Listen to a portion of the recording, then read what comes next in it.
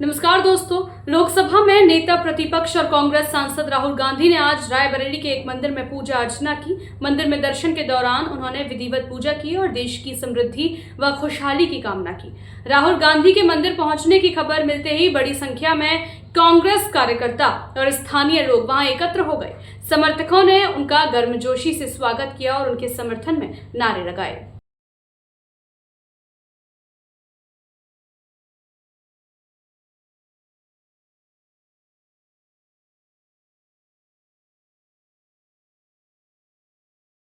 रायबरेली कांग्रेस का पारंपरिक गढ़ माना जाता है और 2024 लोकसभा चुनाव में राहुल गांधी ने यहां से जीत दर्ज की थी। सांसद बनने के बाद उनके इस दौरे को जनता से जुड़ाव बढ़ाने और पार्टी संगठन को मजबूत करने की रणनीति के रूप में देखा जा रहा है। इस दौरान उन्होंने स्थानीय निवासियों से मुलाकात कर उनकी समस्याएं भी सुनी। राहुल गांधी के इस धार्मिक दौरे को लेकर राजनीतिक चर्चाएं भी तेज हो गई हैं। बीजेपी इसे उनकी चुनावी रणनीति बता रही है, जबकि कांग्रेस इसे उनकी धार्मिक आस्था और जनता के प्रति प्रतिबद्धता का प्रतीक मान रही है। मंदिर दर्शन के बाद राहुल गांधी का कांग्रेस कार्यकर्ताओं और स्थानीय नेताओं से मिलने का कार्यक्रम भी तय है, जहां वे संगठन को और मजबूती देने पर चर्चा करेंगे। अतुल सिंह जी, राजेश यादव जी, डॉक्टर मनीष जी, स्टेज पे वरिष्ठ नेता, हमारे प्यारे कार्यकर्ता भाइयों और बहनों, प्रेस के हमारे मित्रों, आप सबका यहां बहुत बहुत स्वागत, नमस्कार।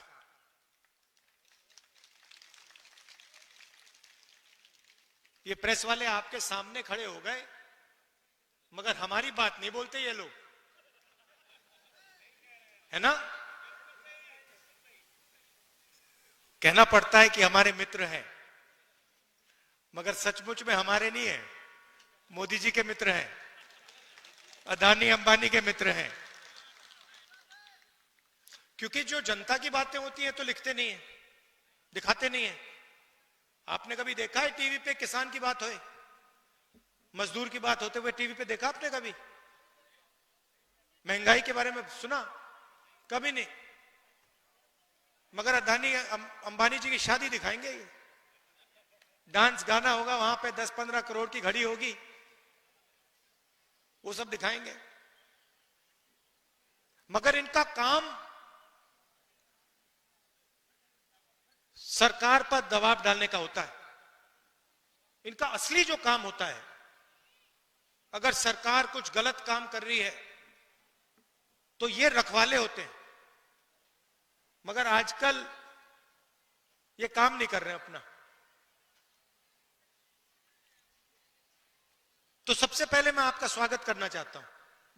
आप यहां आए, हमारी बात सुनने आए, दिल से आपका धन्यवाद करना चाहता हूं। 1857 की जो क्रांति थी, उसमें राणा बेनी माधव जी का जो रोल था और बीरा पासी जी के जो रोल था, उसको आज हम याद करते हैं। उनकी मूर्ति का उद्घाटन किया। और अभी मैं कह रहा था, जिन्होंने मूर्ति बनाई कहां है? लखनऊ से आए हैं। मैंने कहा कि बहुत सुंदर मूर्ति आपने बनाई है, तो आपका भी हम रायबरेली आपका धन्यवाद करता है।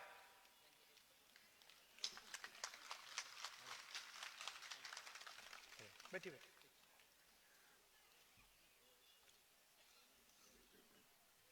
तो ये जो क्रांतिकारी काम किए थे, इसका नतीजा हमारा कॉन्स्टिट्यूशन, संविधान है। ये सब लोग जो अंग्रेजों से लड़े, जिन्होंने अपनी जान दी, जेल में गए, संविधान के लिए लड़े, संविधान के लिए लड़े। और अगर हिंदुस्तान में गरीबों की आवाज है, मजदूरों की, किसानों की आवाज है, छोटे व्यापारियों की आवाज है, तो संविधान के कारण वो आवाज है। ये ये हिंदुस्तान की जनता की आवाज है। गांधी जी, अंबेडकर जी, नेहरू जी ने ये संविधान दिया, जेल गए, अंग्रेजों के खिलाफ लड़े। उससे पहले माधव सिंह जी लड़े, बीरा पासी जी लड़े, मगर सारे के सारे इसके लिए लड़ रहे थे। और आज जो लोग हमारी सरकार में बैठे हैं वो ही इसका आक्रमण कर रहे हैं। मैंने मीडिया की बात उठाई। राजनीतिक पार्टियों की जिम्मेदारी संविधान को बचाने की होती है, मगर मीडिया की भी जिम्मेदारी संविधान को बचाने की है, संविधान की रक्षा करने की है। मगर ये जो है, ये आजकल संविधान की रक्षा नहीं कर रहे हैं, ये हमारी मदद नहीं कर रहे हैं। इसलिए मैंने शुरुआत में इनके बारे में बोला। आपको ये बातें मालूम होनी चाहिए। आप तो जानते हो, जानते हो ना ये बात कि मीडिया आजकल हिंदुस्तान में क्या कर रहा है।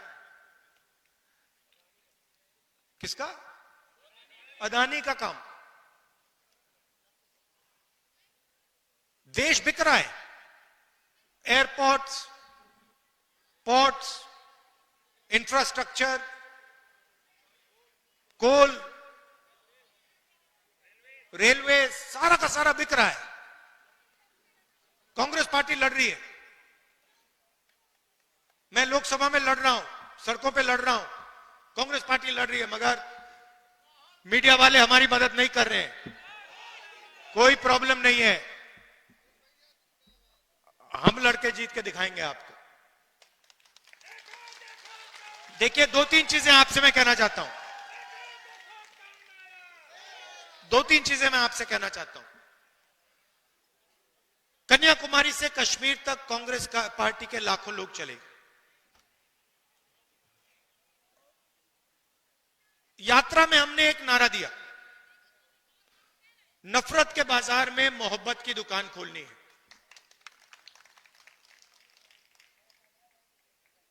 बटा हुआ देश,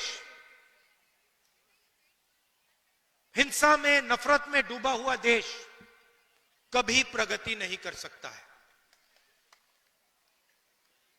किसी परिवार में लड़ाई हो जाती है, दो भाइयों के बीच में लड़ाई हो जाती है, परिवार नष्ट हो जाता है। आप सोचिए, अगर देश के बीच में लड़ाई हो जाए तो कैसे प्रगति हो सकती है।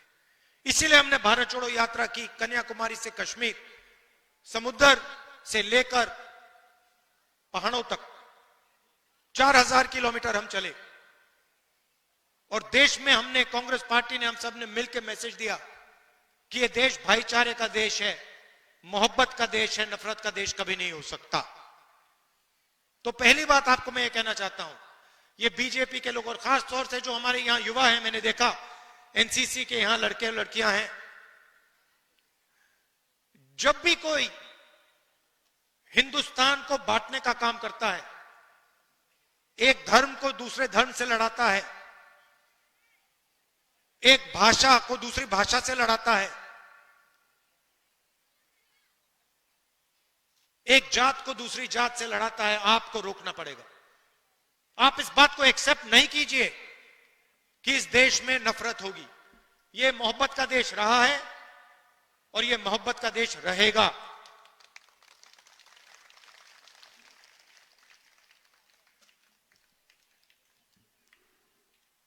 दूसरी बात, देश के सामने दो सबसे बड़े मुद्दे हैं। सबसे बड़ा मुद्दा बेरोजगारी। आज मैं युवाओं से बात कर रहा था, मैंने उनसे बोला, ऐसे टेंट में बात हो रही थी, मैंने उनसे पूछा, देखो,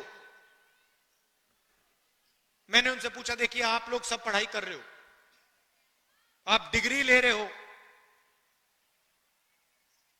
ठीक है, आपको डिग्री मिल गई, हाथ उठा के मुझे दिखाओ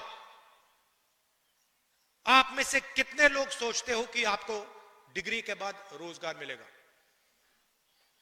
100 बच्चे थे।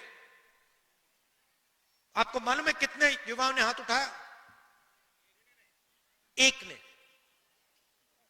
100 में से एक लड़के ने हाथ उठाया, बाकी ने हाथ नहीं उठाया। 100 में से सिर्फ एक युवा सोचता है कि उसको रोजगार मिलेगा। और जब मैंने उससे पूछा तो उसने कहा, मैं कहीं ना कहीं रोजगार ढूंढ के निकालूंगा। मगर 99% युवाओं ने बात एक्सेप्ट की कि आज के उत्तर प्रदेश में, आज के हिंदुस्तान में उनको रोजगार नहीं मिलेगा। दूसरा मुद्दा, महंगाई। 2 हिंदुस्तान बन रहे हैं। एक अरबपतियों का, 20-25 लोग हैं, अदानी, अंबानी, लाखों करोड़ रुपए जो भी उनको चाहिए उनको मिल जाता है। कोरोना के समय 1 लाख करोड़ रुपए का बैंक लोन माफ हुआ उनका। 16 लाख करोड़ रुपए उनके बैंक लोन माफ हुए हैं। और दूसरा हिंदुस्तान, आपका हिंदुस्तान, हमारा हिंदुस्तान, मेहनत का हिंदुस्तान, मजदूरों का, किसानों का, बेरोजगार युवाओं का हिंदुस्तान। हमें ये 2 हिंदुस्तान नहीं चाहिए, एक हिंदुस्तान होना चाहिए। अगर वो सपना देख सकते हैं तो आपको भी सपना देखना चाहिए। ये नहीं कि अंबानी का बेटा, अदानी का बेटा जो भी सपना देखना चाहता है देखता है, और किसान का बेटा प्राइवेट यूनिवर्सिटी में मेहनत करने के बाद, लाखों रुपए देने के बाद रोजगार नहीं पा सकता। ऐसा हिंदुस्तान हमें नहीं चाहिए। यहां हम कैसे पहुंचे? नरेंद्र मोदी जी ने नोटबंदी करके, गलत जीएसटी लागू करके छोटे व्यापारियों को, स्मॉल मीडियम बिजनेस वालों को खत्म कर दिया है। यह पॉलिसी सिर्फ नरेंद्र मोदी जी की नहीं थी, यह पार्टनरशिप है। नरेंद्र मोदी जी ने और अदानी, अंबानी जैसे लोगों ने ये पॉलिसियां छोटे व्यापारियों को, किसानों को, मजदूरों को खत्म करने के लिए बनाई है। और नतीजा आपको दिख रहा है। उत्तर प्रदेश के युवाओं को रोजगार नहीं मिल सकता। अगर आपको रोजगार चाहिए, उत्तर प्रदेश में छोड़ दीजिए। हां, तेलंगाना में, कर्नाटक में मिल सकता है, वहां जाके आप मजदूरी कर सकते हैं। मगर उत्तर प्रदेश में आपकी सरकार आपको रोजगार नहीं दे सकती है। और यह सच्चाई है, इस बात को एक्सेप्ट करना ही पड़ेगा। तो यह लड़ाई है। एक तरफ कहते हैं 400 पार, 400 पार के बाद हम संविधान बदल देंगे। हमने कहा हम देखेंगे कैसे संविधान बदलोगे तुम लोग। चुनाव के बाद मोदी जी ने संविधान यहां लगा दिया था।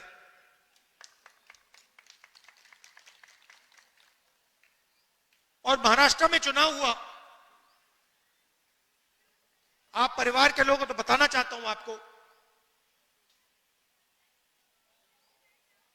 तकरीबन लोकसभा और विधानसभा के बीच में तकरीबन 70 लाख नए वोटर आ गए।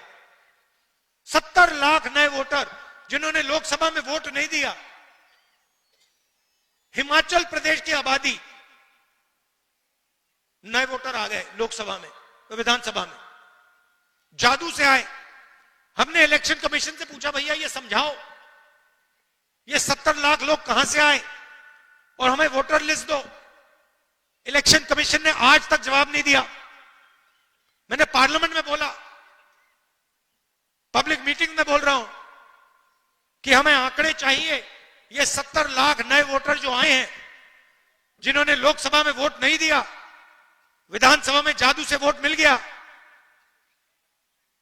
हम चेक करना चाहते हैं ये लोग कौन है, हमें वोटर लिस्ट दीजिए। वोटर लिस्ट नहीं देनी। तो बात आप समझ गए हो हिंदुस्तान में आजकल हो क्या रहा है। ये राजनीति चल रही है, मगर हम किसी से डरते नहीं है। कांग्रेस पार्टी विचारधारा की पार्टी है और हमारे सब जो कार्यकर्ता हैं, आप लोग बब्बर शेर, आपके खून के अंदर हमारी विचारधारा है। आपके खून के अंदर हमारी विचारधारा है और आप इस विचारधारा को लेकर कांग्रेस पार्टी के लिए, संविधान के लिए और देश के लिए लड़ते हो, रोज लड़ते हो। इसके लिए मैं आपको दिल से धन्यवाद करना चाहता हूं। आपने लोकसभा के चुनाव में मेरा पूरा समर्थन किया, उसके लिए मैं आपको, रायबरेली की जनता को और आप सबको दिल से धन्यवाद करना चाहता हूं। और जो भी आपके मुद्दे हैं,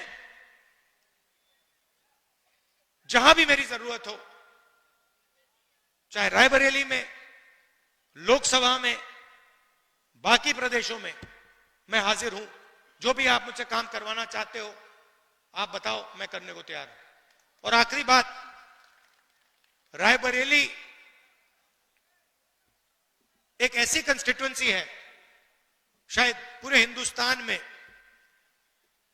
जिसके 2 सांसद हैं, एक मैं हूं और एक प्रियंका है।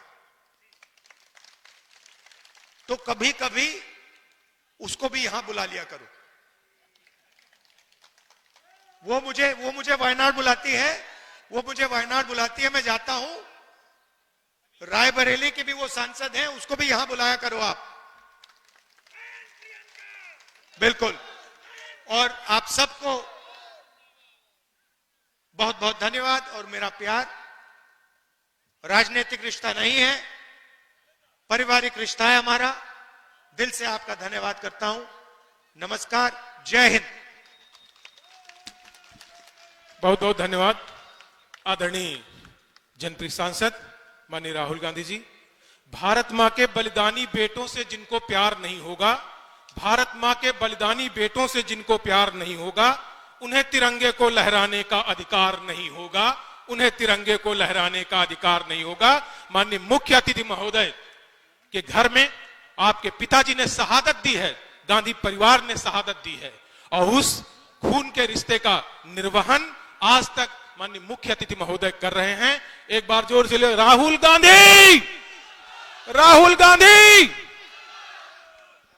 समिति के अध्यक्ष आदरणीय हरचंद बहादुर सिंह जी से मेरा आग्रह कि हमारी स्मृतियां चिर स्मृतियों में माननीय मुख्य अतिथि महोदय सम्मिलित किए रहें। इसलिए स्मृति चिन्ह भेंट कर माननीय मुख्य अतिथि महोदय को स्मृति चिन्ह भेंट करने की कृपा करें।